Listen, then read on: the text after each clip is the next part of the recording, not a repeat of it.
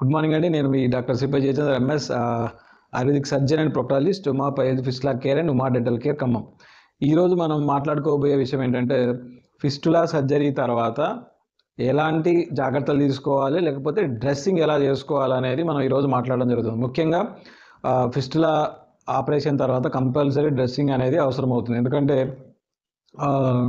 అక్కడైనా గాయం ఏదైతే పుండు మారడానికి కానీ, లేకపోతే అక్కడ చీమ అనేది ఇన్ఫెక్షన్ రేట్ తగ్గడానికి కానీ, అక్కడ ఉన్న ఏదైతే మోషన్ వెళ్ళిన తర్వాత మల విసర్జన తర్వాత మలం యొక్క పార్టికల్స్ ఏదైతే ఉంటాయో అవి క్లీన్ అవడానికి కానీ డ్రెస్సింగ్ అనేది కంపల్సరీ కొంతకాలం చేసుకోవాల్సి ఉంటుంది. అది ఎలా చేసుకోవాలి అనేది, అంటే ఇంట్లో ఎలా చేసుకోవచ్చు అనేది మనం ఈరోజు ఈ వీడియోలో చెప్పడం జరుగుతూ ఉంటుంది.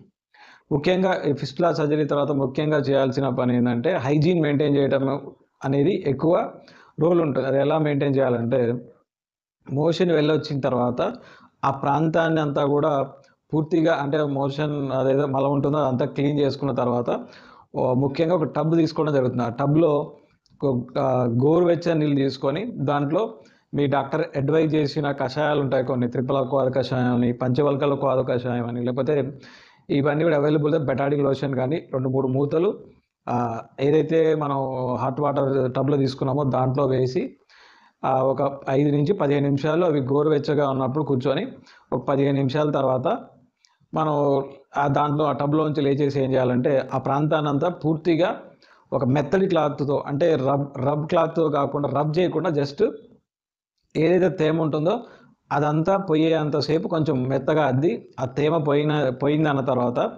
ఏం చేయాలంటే, ఇంకో విషయం ఏంటంటే ఈ టబ్లో కూర్చున్నప్పుడు ఏదైతే ఆ ఊండు చుట్టూ, అంటే ఆ పుండు చుట్టూ కానీ ఒకవేళ క్షారసూత్ర వేసినట్టయితే ఆ ఫిస్టులలో ఉండే ఆ రంధ్రం ఏదైతే ఉంటుందో బయట రంధ్రం, దాని చుట్టూ కూడా ప్రెస్ చేసుకుంటూ ఉండాలి. ప్రెస్ చేసుకోవడం వల్ల ఏమవుతుందంటే అక్కడ చీమ అంతా కూడా బయటికి వెళ్ళిపోవడం, ఆ ట్రాక్ అంతా ఫ్రీ అయిపోవడం జరుగుతుంది. దాంతోపాటు ఈ స్విచ్ బాత్ వలన అక్కడ మోషన్ వెళ్ళిన తర్వాత ఏమైనా ఆ వూండ్లో మోషన్ పార్టికల్స్ ఏమైనా జమ అయినా కానీ అవి క్లీన్ అవ్వటం అనేది జరుగుతూ ఉంటుంది.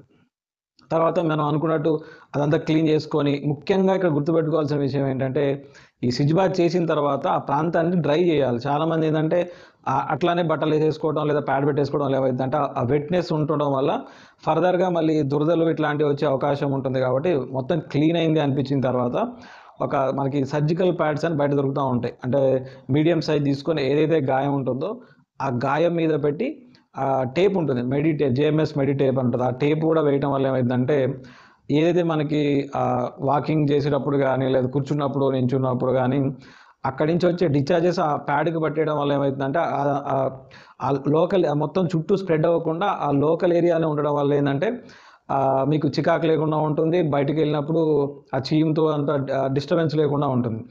కాకపోతే ఏంటంటే ఏదైతే మనం ఆ ప్యాడ్ పెట్టుకున్నామో ఒక 3 అవర్స్ 4 అవర్స్ 5 అవర్స్ తర్వాత కానీ అది బాగా వెట్ అయింది, అంటే తడైంది అనిపిస్తే, బాగా డ్రైన్ అయిపోయింది, చీమ్ బాగా చికాకు అనిపించినప్పుడు మళ్ళీ ఇంకోటి మార్చుకుంటూ ఉండాలి.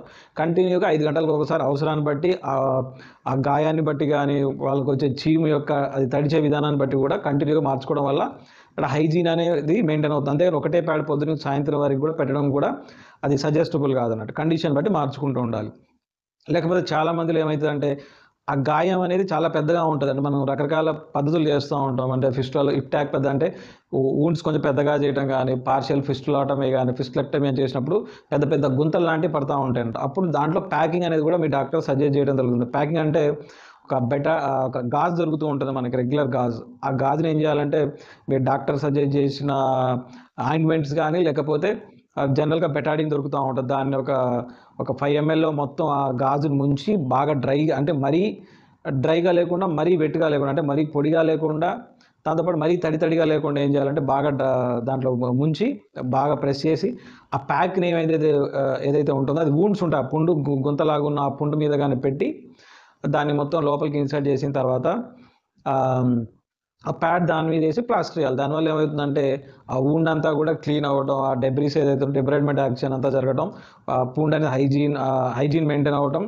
తర్వాత వూండ్ హీలింగ్ అనేది బాగా ఉంటుంది. కాబట్టి ఇది రెగ్యులర్ డ్రెస్సింగ్ అంటే ముఖ్యంగా ఈ స్విచ్ బాత్ ఇవన్నీ చేయడం వల్ల ఏమవుతుందంటే హైజీన్ మెయింటైన్ అవ్వడం, అక్కడ మోషన్ పార్టికల్స్ అన్ని క్లీన్ అవ్వడం, ముఖ్యంగా పెయిన్ కూడా చాలా కంట్రోల్ అవుతూ ఉంటుంది అన్నట్టు. కాబట్టి ఇవి కంటిన్యూగా పొద్దున వీలైతే లేకపోతే మధ్యాహ్నం కుదిరితే, లేదంటే 3 పూటలు నైట్ కానీ, లేకపోతే మధ్యాహ్నం కుదరలేదంటే పొద్దున సాయంత్రం రెగ్యులర్గా ఇట్లా వూండ్ యొక్క కేర్ తీసుకోవడం వల్ల ఏమవుతుందంటే, దాంతోపాటు పలుచని దుస్తులు అంటే బాగా టైట్ కాకుండా కంఫర్టబుల్ ఉండే వాడటం వల్ల ఆ వూండ్ కొంచెం కంఫర్టబుల్గా ఉండి తొందరగా హీల్ అయ్యే అవకాశం ఉంటుంది. కాబట్టి ఈ డ్రెస్సింగ్స్ అనేది ఫిస్టులా సర్జరీ తర్వాత చాలా ఇంపార్టెంట్ రోల్ పోషిస్తాయి. కాబట్టి ఇలా కంటిన్యూగా మనం ఏదైతే చెప్పుకున్నామో ఇలా చేసుకోవడం వల్ల తొందరగా మానుతాయి. దాంతోపాటు మీకు అనేది ఫర్దర్గా ఇన్ఫెక్షన్ అనేది స్ప్రెడ్ కాకుండా ఉంటుంది. కాబట్టి ఏదైతే మనం అనుకున్నామో ఇలా జాగ్రత్తలు తీసుకుంటే ఆ ఫిస్టులను తొందరగా నయం చేసుకునే అవకాశం ఉంటుంది. కాబట్టి ఈ అవకాశాన్ని మీరు వినియోగించుకుంటారని ఆశిస్తూ మీ doctor Sripati Jayachandra MS, surgeon and proctologist,